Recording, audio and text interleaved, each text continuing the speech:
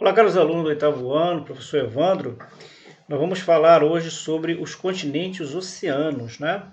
E interessante essa nossa disciplina de geografia, para falar sobre os continentes e os oceanos, porque normalmente a gente tem uma percepção de que os continentes eles apenas podem ser, vamos dizer assim, podemos utilizar apenas de um único critério para determinar, né, quais seriam, né, ou quais são os continentes da Terra.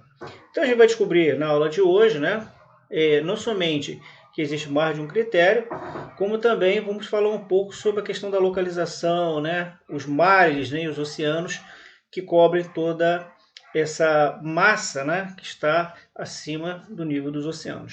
Legal? Esse é o nosso convidado. Então a gente vai começar falando inicialmente sobre os continentes, né, a sua extensão, né? Uma definição que os continentes são grandes extensões de terras emersas, né? Quer dizer, elas estão acima do nível do mar. Então ela corresponde àquela parte de terra, né, que a gente chama de crosta terrestre, né, mas que estão acima do nível do mar. Então essas terras que estão acima do mar, elas são o quê? Limitadas pelos oceanos e mares, né? E então ela assim recebe o nome de oceano, tá ok? Então, existem dois tipos de critérios para determinar o número de continentes da Terra. O primeiro é o critério chamado critério geográfico-geológico, tá? E o outro é o critério histórico-cultural. Esse primeiro critério, que é o chamado critério geográfico-geológico, ele leva em conta a distribuição das massas continentais na Terra, ou seja, todas as porções de terra, né, mas na sua continuidade.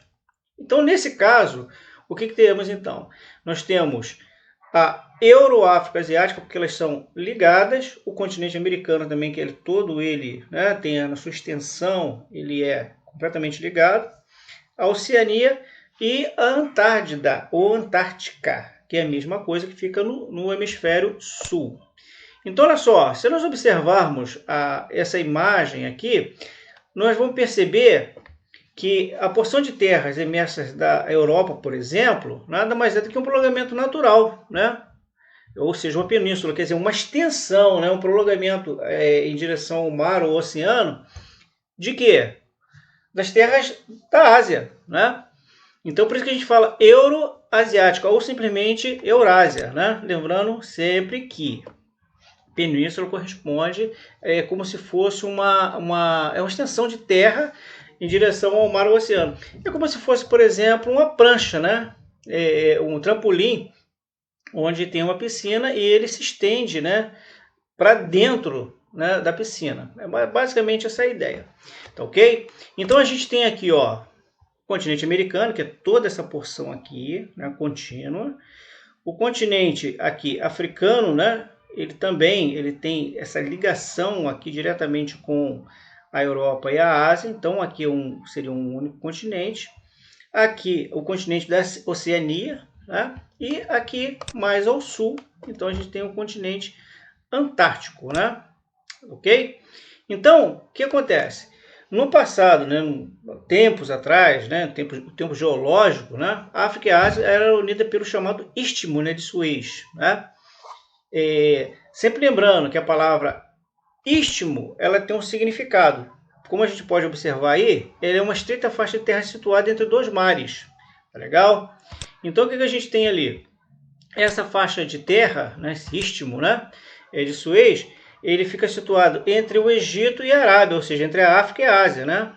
Só que houve uma construção do canal, chamado Canal de Suez, no ano de 1869, e esse istmo foi cortado, permitindo, então, a passagem entre o Mar Vermelho e o Mar Mediterrâneo. É uma questão econômica, né, muito mais geopolítica, podemos assim dizer, que está inserida nesse contexto. Tá? Então, o que acontece? Em vista disso, né, a gente pode compreender que há uma enorme porção de terra emersa, que é chamada de continente euro-afro-asiático. Tá bom? Toda essa extensão aqui, todos eles estão estritamente ligados. Tá legal? Como nós falamos anteriormente. Ok? Então aqui a gente tem um exemplo, né, do canal de Suez, né, que começou a ser construído no ano de 1859, né? Isso foi concluída, né, muito tempo depois, né? Ou seja, em 2015. tá? Que permite esse tráfego, né? Não apenas de mercadoria, mas principalmente, né? De petróleo do Oriente Médio em direção à Europa e também aos Estados Unidos. Tá legal? Então vamos lá. Aqui está exatamente a localização, né, do Istmo de Suez, né? Tá vendo aqui temos o Mar Vermelho e aqui o Mar Mediterrâneo. Então ele foi cortado exatamente nessa faixa aqui, ó. Vocês podem observar aqui. Tá legal? Muito bem. Então vamos lá. Aqui a gente tem uma ampliação, né? O Golfo de Suez, né? Que é o Mar Vermelho, o Golfo, né? E aqui então a gente tem essa passagem que a gente chama de canal. Tá legal? Muito bem. Então, olha só. Já de acordo com o critério histórico-cultural, que é uma segunda maneira da gente fazer um critério utilizando-se para a gente identificar os continentes, esse critério ele considera a história dos povos, a sua cultura. Por exemplo, religiões, língua, costumes, danças, né? Toda aquela bagagem cultural que cria uma certa identidade a esse povo, né? Então, por exemplo, o continente euro-afroasiático ele se divide, nesse caso, nesse critério histórico-cultural, em 3 continentes, na verdade. Aí ele é subdividido, né? Então, não é uma única massa de terra, né? Não é um único continente. Ele passa a ser Europa, África e Ásia, tá ok? Então, por quê? Porque os asiáticos, tanto quanto os europeus e africanos, são povos de culturas muito distintas, né? Muito diferentes. Língua, religião, costumes são muito diferentes. Então, esse outro critério histórico-cultural, ele faz essa separação, ok? Muito bem. Então, esse critério ele é muito utilizado. Eu diria até que ele é o mais utilizado nos dias de hoje, né? Por quê? Porque ele tem uma importância muito grande, né? Porque ele leva em consideração não apenas os fatores naturais, né? Mas a formação dos povos, a formação dos países, né? E então ele insere, né? Podemos assim dizer, o critério, quer dizer, se sobrepõe esse aspecto histórico-cultural acima dos fatores naturais. Tá legal? Então, nessa perspectiva, né? Segundo esse critério, então, ao invés de ter o mesmo número, né? De continentes que a gente viu anteriormente, né? Esse critério agora ele passa a ter 6 continentes: a Europa, a África, a Ásia, a América, a Oceania e a Antártida. Tá ok? Uma coisa que a gente tem que lembrar que a superfície terrestre não é formada apenas de terras imersas. Existe também aquelas terras, né, que é uma continuidade, né, do continente, mas que elas estão aqui abaixo do nível do mar. Tá legal? Então, há uma enorme quantidade de água que cobre o planeta e que ela cobre também grande parte dessas terras aí. Tá legal? Muito bem. Então, vamos avançar aqui um pouco. Por quê? A gente vai falar então agora sobre, dados esses critérios que a gente falou anteriormente, a gente vai falar sobre as áreas. Qual é o tamanho dos continentes, né? A gente poderia dizer que o maior continente seria a Europa, seria a África, a Ásia. Bom, então a gente vai fazer procurar fazer uma identificação. Então, prestem bem atenção. Do total de cerca de 511 milhões de quilômetros quadrados, que corresponde à área da superfície terrestre, né? Apesar de ser extremamente grande, ela corresponde apenas a 29% das terras imersas.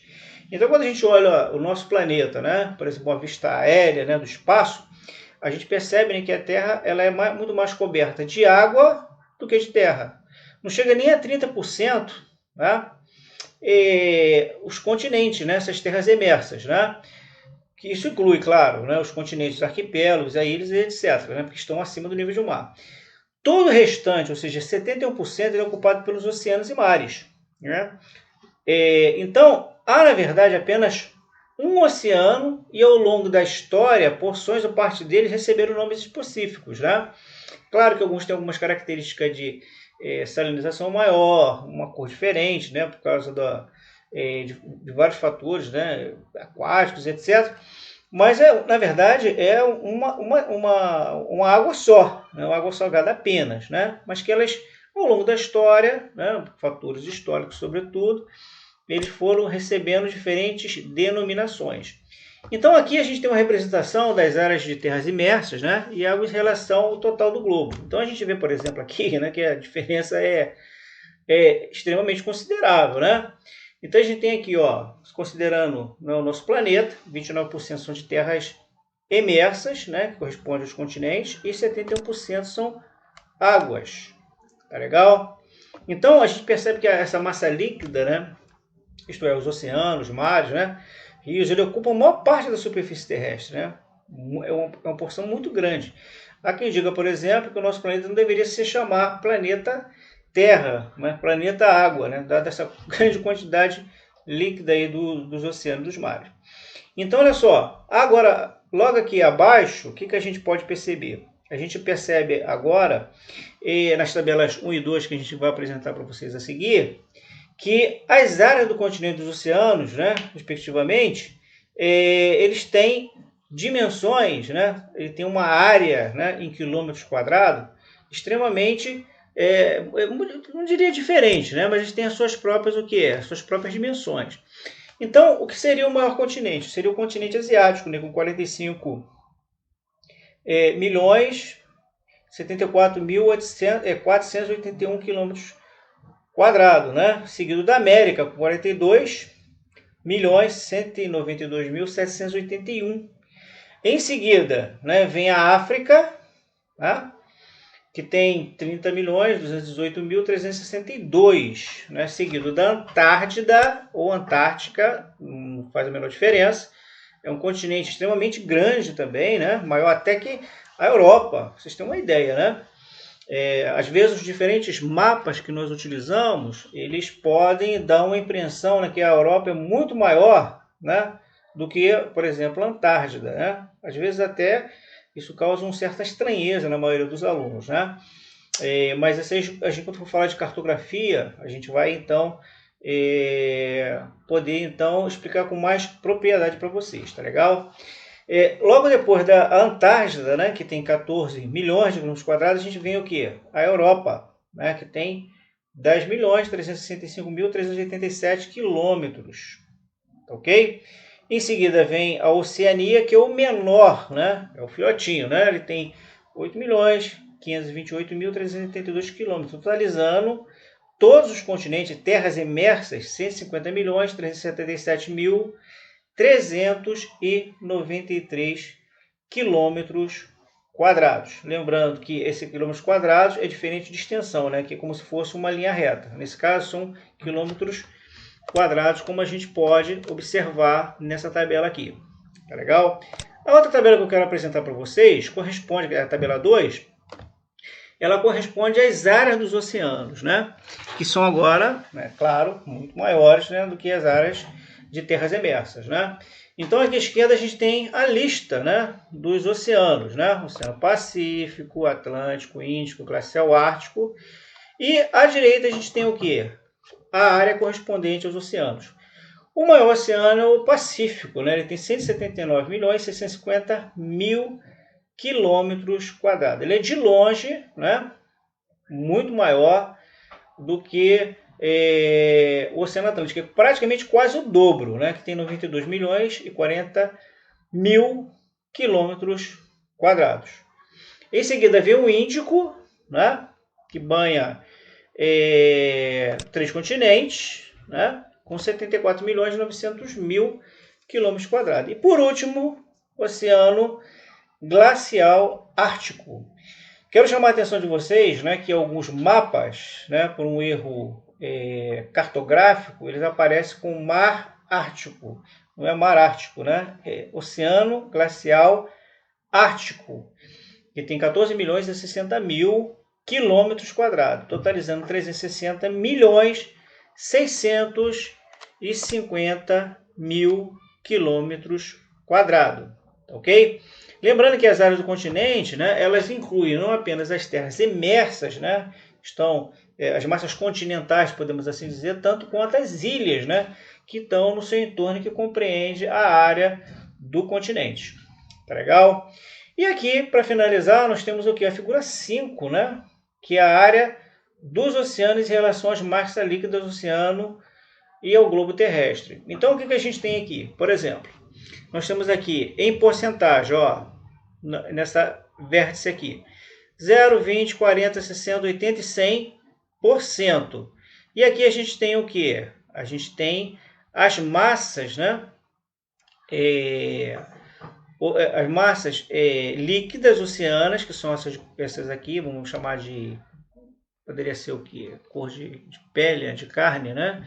E aqui o azul em relação ao globo terrestre. Então, por exemplo, o Oceano Pacífico, que é o maior, né? Em relação ao globo terrestre, ele se sobrepõe, né? Seguido do Atlântico, aqui, então um pouco mais de 22, né? Em relação ao globo terrestre, né? O Índico, o glacial ártico. Tá legal? Confesso a vocês que não é um gráfico muito claro, né? Mas ele pode nos ajudar a ter uma dimensão, né? Dessas massas líquidas, né? Oceânicas, né? Em relação ao globo terrestre. Tá legal? Então a gente tem aí esse gráfico aí. Agora, nós temos uma pergunta aqui muito interessante. Né? Geralmente usa essa expressão americanos apenas para se referir aos habitantes dos Estados Unidos. Você acha correto? E você? Você que nasceu no Brasil, você seria um americano? Bom, então fica aí para a gente pensar. Se a gente considerar que o continente americano, né, todo o continente americano, que é aquela massa, né, continental, né, que está a oeste, né, da África, da Europa, né, e a oeste, né, do outro continente, a gente pode dizer o quê? Que os Estados Unidos, né, quem nasce nos Estados Unidos é estadunidense. Né? E quem nasce em qualquer parte do continente americano é, em termos continentais, um americano. Tanto quanto quem nasce na França, por exemplo, é europeu. Quem nasce no Egito, no Marrocos, é africano. Né?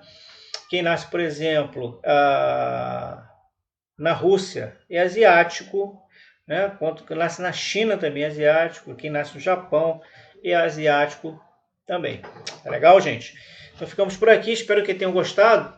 E a gente então vai se ver no próximo vídeo. Aguardo vocês na aula. Fique com Deus. Um grande abraço.